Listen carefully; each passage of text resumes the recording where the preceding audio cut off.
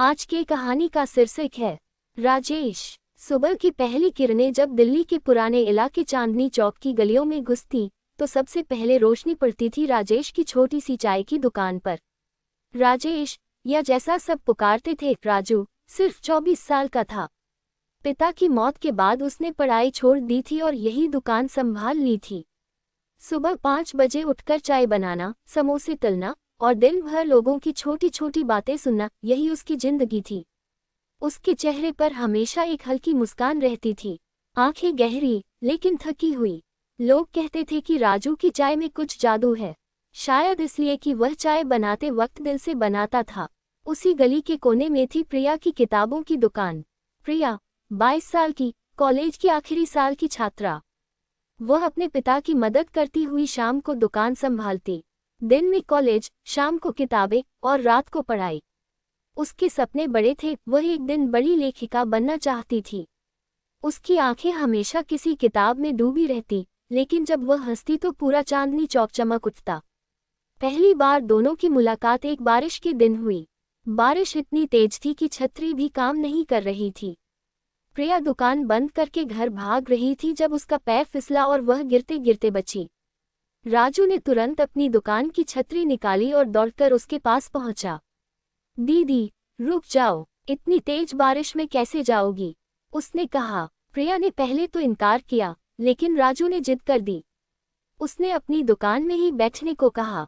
छोटी सी दुकान थी, 2 बेंचें, एक स्टोव और चाय की महक। चाय पी लो, गरम गरम, सर्दी लग जाएगी वरना, राजू ने मुस्कुराते हुए कहा। प्रिया ने चाय ली, पहला घूंट लिया तो आंखें बंद हो गईं। वाह, इतनी स्वादिष्ट चाय मैंने पहले कभी नहीं पी। राजू शर्मा गया। बस, दिल से बनाई है। उस दिन सिर्फ चाय नहीं, बातें भी हुईं। प्रिया ने बताया कि वह कहानियां लिखती है। राजू ने बताया कि वह कभी पढ़ नहीं पाया पूरा, लेकिन कहानियां सुनना बहुत पसंद है। बारिश रुकी तो प्रिया चली गई, लेकिन उसकी महक चाय की तरह राजू के मन में रह गई। अगले दिन प्रिया फिर आए, इस बार किताब लेकर। ये पढ़ लो, बहुत अच्छी है। मौसम नाम है। राजू ने किताब ली। मैं धीरे धीरे पढ़ लूंगा, कोई बात नहीं, मैं तुम्हें समझा दूंगी। धीरे धीरे ये सिलसिला बढ़ता गया। प्रिया शाम को आती, राजू चाय बनाता और दोनों घंटों तक बातें करते। कभी किताबों पर, कभी सपनों पर, कभी चांदनी चौक की पुरानी यादों पर। राजू प्रिया को अपनी जिंदगी की छोटी छोटी खुशियां बताता, जैसे जब पहली बार उसने अपनी कमाई से मां को साड़ी दी थी। प्रिया बताती कि वह अपने पिता की बीमारी के बावजूद पढ़ाई नहीं छोड़ना चाहती। दोनों में कुछ अनकहा सा रिश्ता बनने लगा। राजू अब दुकान खोलते वक्त प्रिया के आने का इंतजार करता। प्रिया कॉलेज से लौटते वक्त सबसे पहले उसी गली से गुजरती। एक शाम राजू ने हिम्मत करके कहा, प्रिया, तुम्हारे बिना अब दिन अधूरा सा लगता है। प्रिया ने शर्माते हुए नीचे देखा। मुझे भी तुम्हारी चाय और तुम्हारी बातें बहुत अच्छी लगती हैं। प्यार था ये, सरल, शुद्ध, बिना किसी दिखावे का। लेकिन जिंदगी इतनी आसान कहाँ होती है। प्रिया के घर वाले अमीर नहीं थे, लेकिन सम्मानित थे। उसके पिता सरकारी नौकरी से रिटायर्ड थे। जब उन्हें पता चला कि प्रिया किसी चाय वाले से मिल रही है, तो घर में तूफान आ गया। ये क्या बेवकूफ़ी है प्रिया, हमने तुम्हें इतना पढ़ाया लिखाया और तुम एक चाय बेचने वाले से। पिता गुस्से में थे, माँ चुप थी, लेकिन सहमत थी। बेटी, रिश्ता सोच समझकर करना पड़ता है।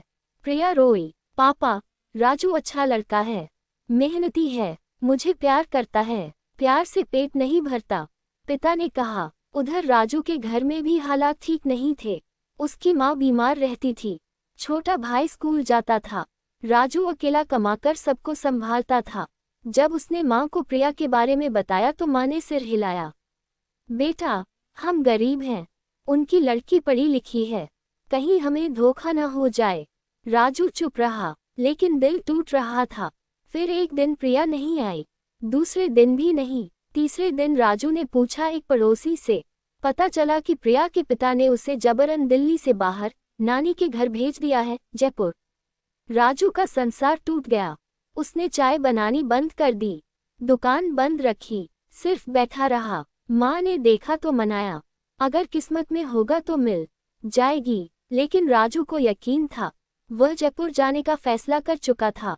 उसके पास पैसे कम थे, फिर भी ट्रेन की टिकट कटाई, छोटे से बैग में कपड़े और प्रिया द्वारा दी गई वो किताब मौसम रख ली। जयपुर पहुंचकर उसे पता चला कि प्रिया की नानी का घर शहर से बाहर आमेर रोड पर है। वहां पहुंचने में 2 दिन लगे, पैदल, बस और पूछताछ करते हुए। जब वह उस घर के बाहर खड़ा हुआ तो दिल जोरों से धड़क रहा था। शाम हो रही थी, प्रिया बगीचे में किताब पढ़ रही थी। उसी वक्त उसने सिर उठाया और राजू को देखा। पहले तो यकीन नहीं हुआ, फिर आंखों में आंसू आ गए।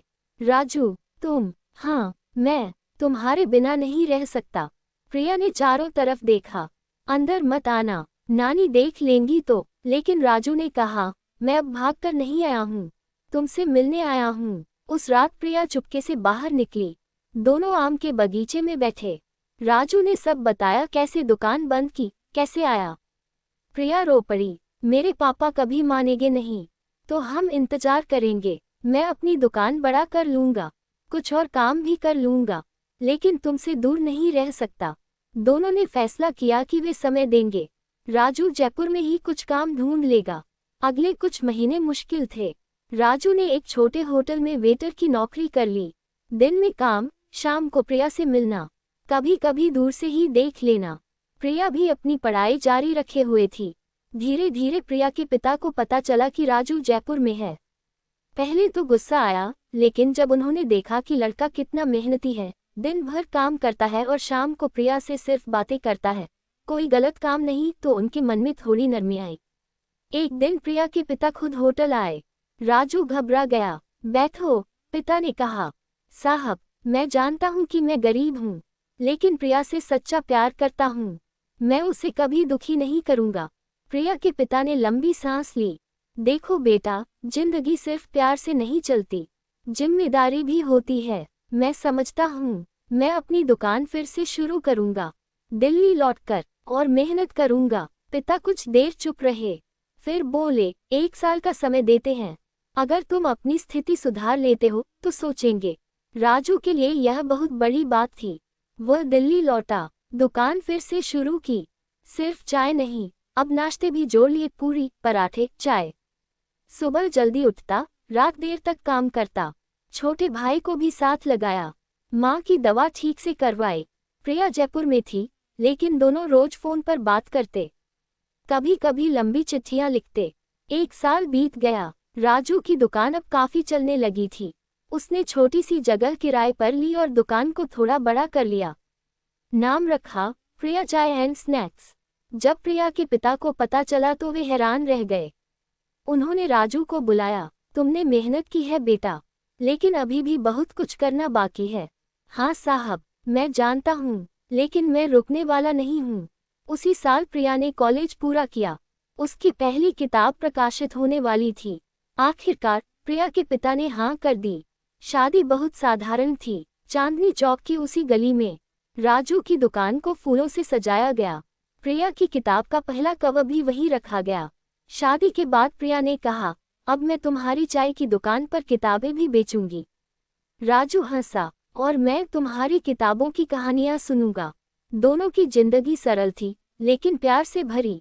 सुबह राजू चाय बनाता, प्रिया उसके बगल में बैठकर लिखती। लोग आते, चाय पीते और कहते, भाई राजू, तुम्हारी चाय में अब और जादू आ गया है। राजू मुस्कुराता और प्रिया की तरफ देखता।